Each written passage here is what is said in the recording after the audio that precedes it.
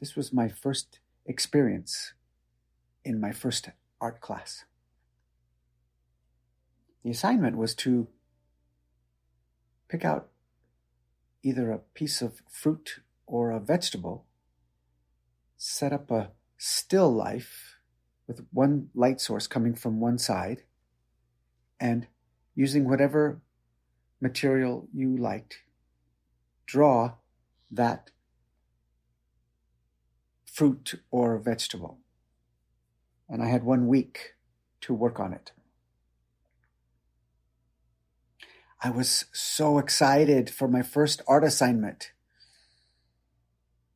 And I decided to use oil pastels to do my drawing. And what I chose to draw was a Royal Gala apple.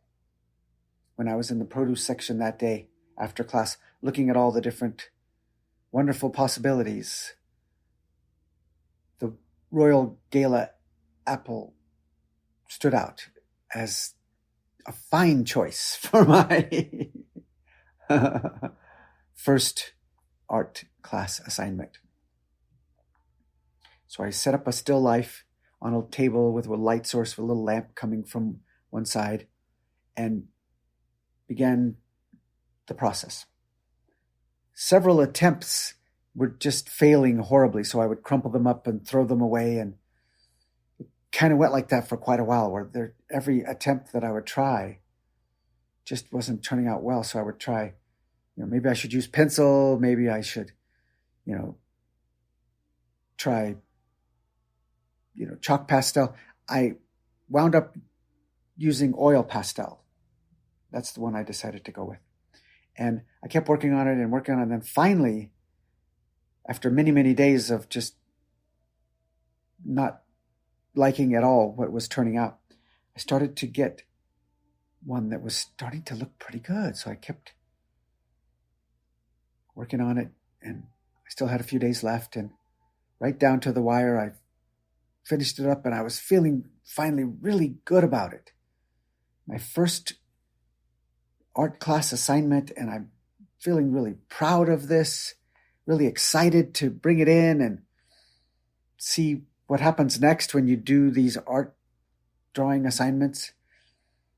And I'm all excited about it, and I'm thinking that it's looking pretty good. I'm feeling pretty good about it.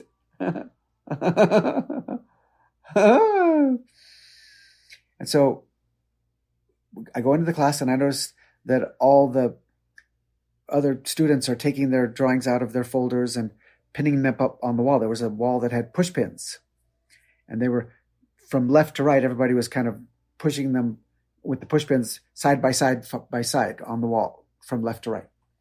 And so then I followed their lead, and I pinned mine up, and I was about 3/4 of the way to the right. If he starts on the left, which I didn't know if he would or not, but I was way to the right. I was about 3/4 of the way to the right. And then the process began. And the first drawing on the far left, that is where he started, was a beautiful drawing of a green bell pepper. I just was amazed how beautiful this drawing was, and couldn't wait to hear what he was going to have to say about it.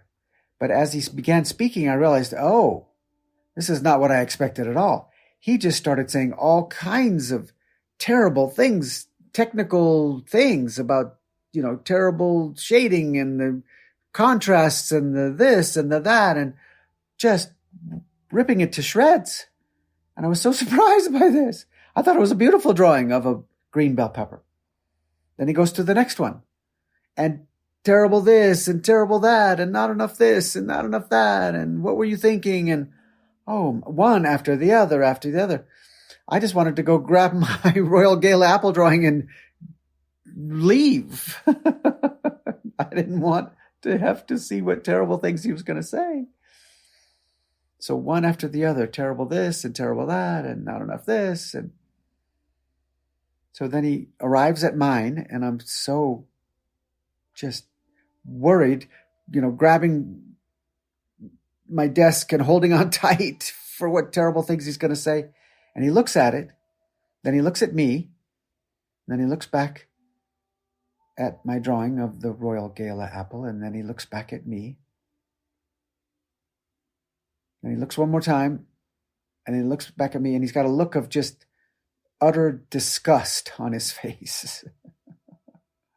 He just detests it, obviously, And he says to me, "Nice pumpkin." I was devastated. All the life force in my body was just draining out, pooling all over the floor. It was like I had just been slayed. Nice pumpkin. Oh my goodness. My mind just started spinning. I'm so terrible at this. He couldn't even tell that it was an apple. I obviously can't ever draw again. After class, I'll get this and burn it and throw away all my art supplies. Never going to make art ever again. I'm obviously so bad. I can't even make a drawing of an apple that even looks like an apple. It was so bad, he thought it was a pumpkin. Just devastated. So now the class is over. I don't even remember what happened after that. At all. I was just in a haze of ick. An ick haze. I grabbed my drawing, put it in my folder, and I'm just dragging my lifeless carcass out of the building, slow and just devastated. And as I'm going down the hallway and I'm about to touch the handle of the door to go out of the door. And from behind me down the hall, I hear, "Mitch." I hear someone yelling at me. I turn around and I see that it's him, the professor. He's leaning out of his office, his upper body's leaning out of the office, and he's yelling at me and he's waving for me to come to his office. And I shake my head, no, I'm refusing. And he says, "Mitch, please come." And I'm reaching for the handle. And then I hear him running down the hallway.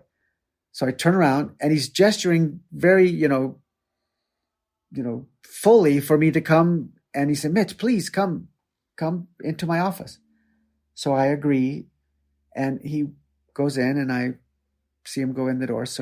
And then he sits behind his desk and he has a guest chair there beside his desk for his, students to come in and talk about things during his office hours.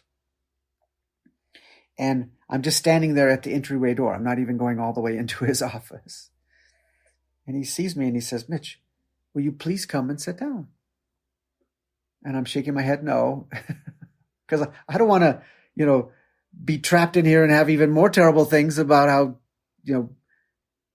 insufficient and inadequate and terrible I am at art making. So he finally convinces me and I sit down. He says, "Will you please put your drawing up on my desk so we can look at it together?" So I reluctantly agree and I put it on his desk and I sit back down in the chair.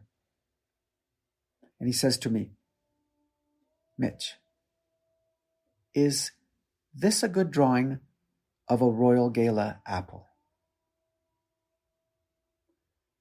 I was so furious. I didn't say it out loud, but I was so furious inside. How dare you? You knew it was a Royal Gala apple all along and you called it a pumpkin. I didn't, of course, say any of this out loud, but inside I'm wanting to strangle him. I'm so mad about this. How dare you? You're so mean. This is so unfair. All those kind of things are going on in my mind. And he looks at me and I didn't, remember he asked me, "Is this a good drawing of a Royal Gala apple?" I didn't answer. He said it again, "Mitch, is this a good drawing of a Royal Gala apple?" And I'm not responding. And he says it again, "Mitch, is this a good drawing of a Royal Gala apple?" He's like amping up how he's saying it. Took 3 or 4 times. And then finally, when he said it the final time, "Mitch, is this a good drawing of a Royal Gala apple?" I said, "You're goddamn right it is." And he said, that right there. That's what I'm trying to get you to understand. I said, "What do you mean?" He said, "You know that this is a good drawing of a Royal Gala apple." And I said, "Well, I thought it was." He said, "Yes. trust that's within you. That's what an art critique, in my view, is all about. My role with all of you is to invite you to trust your own feel for your drawings and not look to me for approval. When we're willing to make art, whatever type of art it is that we're willing to make, whether it's visual art, writing, poetry, music, dance, all the various creative arts, when we're willing to enter into the creative process, we then can decide, do we want to keep it to ourselves, or are we willing to share it with others? We don't have to share it with others.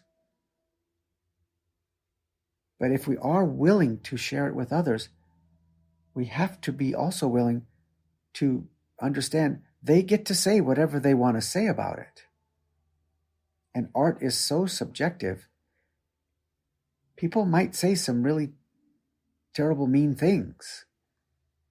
In my life as an artist, if I had a visible scar on my body for every time I've had something mean and terrible said to me about my art, you would see so many scars all over my body. I've had so many terrible, mean things said about my art. And people will say their opinions. And sometimes it's not kind. Sometimes it's mean.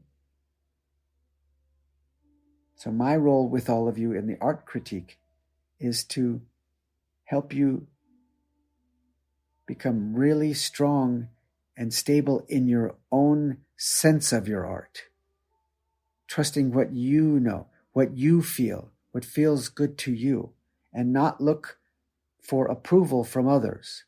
Because if we're making art to get approval from others, then that's going to be a rough road to travel. There will be so many disappointments because there'll be so many moments where other people say unkind things. So we have to learn to not be doing art to get praise, to get approval, for it to be liked. We have to be willing to let the art flow that is an offering that flows through us without in any way being attached to the outcome. And trust our own knowing about the art that flows through us. Otherwise, we're just going to get wrecked and feel good when they say nice things and terrible when they don't say nice things.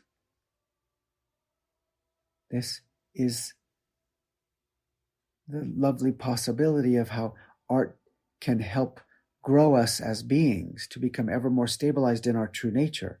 The more we're in our true nature, now this is me, sharing wisdom from my journey with this. The more we are established in our true nature, then whatever creative offerings come through us that we share out into the world, we're not looking for approval. We're not looking for validation outside of ourselves. We're simply sharing without any attachment to outcome. When we can let ourselves play like that, that's how we find our way. When we let ourselves play, we find our way.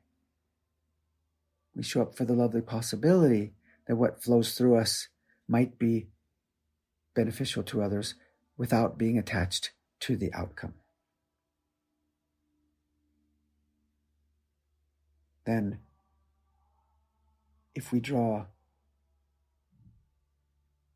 a Royal Gala apple and someone looks at it and says, "Nice pumpkin," we won't in any way be wrecked by that, because we're not making it so that that person will say a nice thing. We're letting art flow through us as an offering. That is the lovely possibility that others may in some way enjoy or be touched or be inspired, that it in some way may be beneficial to others without any attachment to outcome. And as long as there's no attachment to outcome, then we get to be in our inherent okayness, irregardless of what anyone else thinks about it or says about it. So we just keep showing up for the lovely possibility without being attached to the outcome.